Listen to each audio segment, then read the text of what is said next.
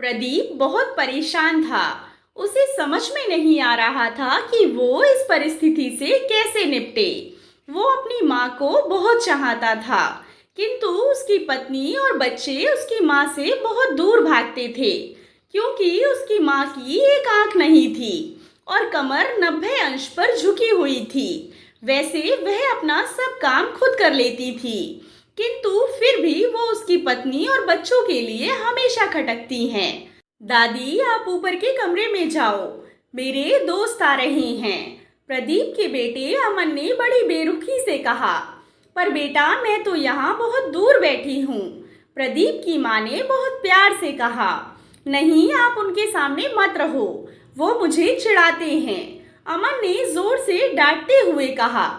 क्या हुआ अमन, क्यों चिल्ला रहे हो? प्रदीप की पत्नी कविता ने किचन से ही आवाज लगाई। देखो ना माँ, ये दादी यही ड्राइंग रूम में बैठी हैं और मेरे दोस्त आ रहे हैं। अमन ने शिकायत भरे लहजे में कहा। माँ जी, आप ऊपर चली जाओ, क्यों हम लोगों को लजवाती हो? कविता ने बेटे का पक्ष लेते हुए कहा। बेचारी संतोषी जी चुपचाप उठकर जीने के सहारे ऊपर जाने लगी। कमर झुकी होने के कारण उन्हें ऊपर चढ़ने में बहुत परेशानी हो रही थी, किंतु वो पूरी ताकत से ऊपर के एक अकेले कोने वाले कमरे में जाकर बैठ गईं। प्रदीप बगल के कमरे से सब सुन रहा था। उसे कष्ट हो रहा था कि उसकी माँ को अपमानित होना पड़ रहा है, किंतु वो असहाय था। अगर वो कुछ कहता है तो पत्नी और बच्चे उसका विरोध करने लगते हैं। दूसरे उनके तर्क भी सही लगते हैं। चूंकि वो एक प्रशासनिक अधिकारी था, उसका सामाजिक स्तर बहुत ऊंचा था। उसकी ससुराल भी एक उच्च घराने में थी, अतः वह चुपचाप इस तरह हर दिन अपनी माँ को अपमानित होते देखता रहता था। रात को प्रदीप की पत्नी ने कहा, देखो जी, अब कुछ करो। कल कलेक्टर साहब की पत्नी आई थी। माँ जी अपनी देसी धुंधारा में उनसे मिली। मुझे बहुत शर्म आ रही थी बताते हुए कि ये मेरी सास हैं। मैंने कह दिया कि दूर की रिश्तेदार हैं, इलाज कराने आई हैं। प्रदीप को रोना आ गया, किंतु फिर भी वह चुप रहा। उसे समझ में नहीं आ रहा था कि वो क्या करे। अपने बेटे की मनोस्थिति को संतोषी जी अच्छी तरह से जानती थी और बेटे को कोई कष्ट ना हो, इसीलिए वो हर बात को चुपचाप सह लेती थी। प्रदीप बहुत उदास रहने लगा। एक तरफ परिवार और सामाजिक स्तर पर जीने की प्रतिबद्धता थी, तो दूसरी ओर माँ। आखिर माँ से अपने बेटे की यह हालत देखी नहीं गई। एक दिन उन्होंने अपने बेटे से कहा, प्रदीप, बहुत दिन हो गए हैं, मैं अपने गांव जाना चाहती हूँ, मुझे वहाँ पहुँचा दो। मेरा यहाँ मन नहीं लगता है। किंतु माँ, वहाँ तो कोई नहीं है, तुम्हारी देखभाल कौन करेगा?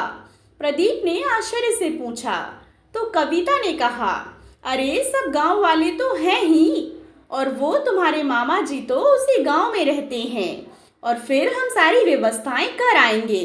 कविता की तो जैसे मन की मुराद पूरी हो गई हो। हाँ बेटा, बहू सही कह रही है, संतोषी जी ने लंबी सांस लेते हुए कहा। प्रदीप जानता था कि गांव में माँ की देखभाल करने वाला कोई नहीं है, लेकिन पत्नी की जिद के कारण वह अपनी माँ को गांव छोड़ने पर विवश हो गया। माँ को गांव छोड़कर आते वक्त उसे रोना आ रहा था और अपनी बेबसी पर गुस्सा भी आ रहा था, किंतु परिवार, पत्नी और समाज ने उसके इन मनोभावों को दबा दिया और वो सुकून सा महसूस करने लगा। कुछ दिनों के बाद उसके चाचा, जो विदेश में रहते थे, आने वाले थे।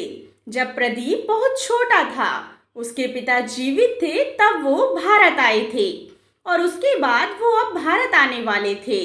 पूरा परिवार और आस पड़ोस बहुत उत्साहित था कि विदेश से प्रदीप के डॉक्टर चाचा आ रहे थे। डॉक्टर राजेंद्र ने जैसे ही घर में कदम रखा, सबने मिलकर बहुत उत्साह से उनका स्वागत किया। क्यों प्रदीप, भाभी नहीं दिख रही हैं?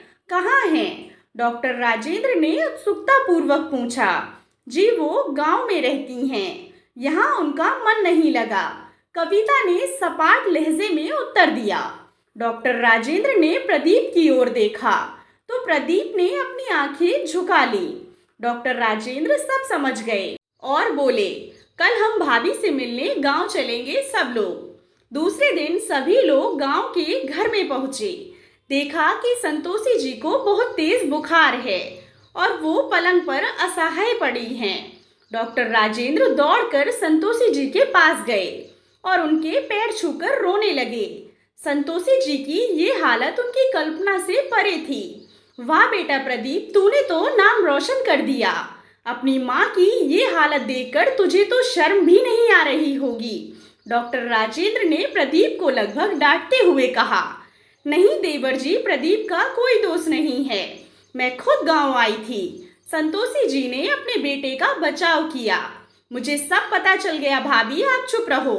क्यों बहू, तुम्हें अपनी सास की कुरूपता पसंद नहीं है? समाज में तुम्हें नीचा देखना पड़ता है ना? डॉक्टर राजेंद्र ने कविता की ओर व्यंग से देखा। कविता निरुत्तर होकर प्रदीप को देखने लगी। आज तुम जिस सामाजिक स्तर पर हो वो इन्हीं के संघर्षों की देन है। और बेटा प्रदीप, तुम्हें शायद मालूम ना हो कि बचपन में जब तुम 1 साल के थे तब छत से नीचे गिरने के कारण तुम्हारी एक आंख फूट गई थी और तुम्हारी रीढ़ की हड्डी में भी समस्या थी। तब तुम्हारी स्क्रूप माँ ने अपनी एक आंख और अपना बोन मैरो तुम्हें देकर इतना सुंदर स्वरूप दिया था। कविता बेटा, इतने सालों तक संघर्ष करके बेटे को प्रशासनिक अधिकारी बनाने वाली संघर्षशील औरत की तुम लोगों ने यह दशा कर दी। तुम्हें ईश्वर कभी माफ नहीं करेगा। डॉक्टर राजेंद्र की आंखों से आंसू बह रहे थे। अब भाभी आप मेरे साथ विदेश जाएंगी, यहाँ इन स्वार्थी लोगों के बीच नहीं रहेंगी। डॉक्टर राजेंद्र ने संतोषी जी से कहा, प्रदीप को तो काटो तो खून नहीं था। डॉक्टर राजेंद्र जो उसके चाचा थे, उन्होंने जो राज बताया उसके बाद तो प्रदीप को यही लग रहा था कि उससे ज्यादा पापी इंसान इस दुनिया में कोई और है ही नहीं। वह दौड़ता हुआ गया और माँ के कदमों से लिपट गया। माँ, मेरी गलतियाँ माफी के लायक नहीं हैं। मैं जानबूझकर चुप्पी साधे रहा और आपका अपमान करवाता रहा।